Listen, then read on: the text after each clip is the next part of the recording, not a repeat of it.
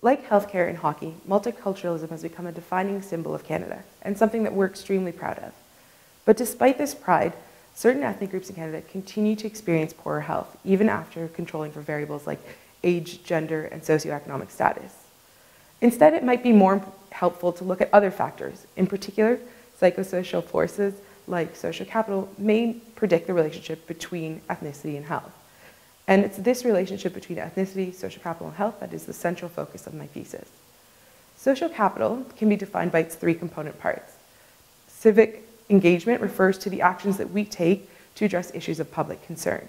Social networks are our friends, our family, and the people around us that we interact with on a daily basis. And finally, trust refers to our level of comfort and confidence in the structures and the people around us. Now, there's not a lot of literature on the relationship between ethnicity and health, but there is a lot of information about the relationship between social capital and health.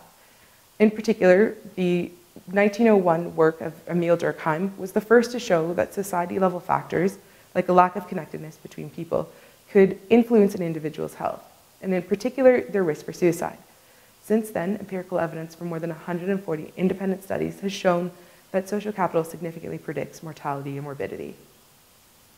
Now, this relationship between social capital, ethnicity, and health is sort of the central immediate focus, but moving beyond the immediate focus, we can consider two broader applications for this research. Now, the first is in terms of social prescribing. Social prescribing is when healthcare professionals will connect patients with social resources and supports in the community. So, for example, a physician might refer a patient with depression to a local sports club to increase their exercise and their social networks and improve their overall health. And this has been shown to be particularly effective for vulnerable populations like ethnic minorities. The second is in terms of public health initiatives. There's a lot of programs out there that address health issues, and quite a few of them contain a social capital component.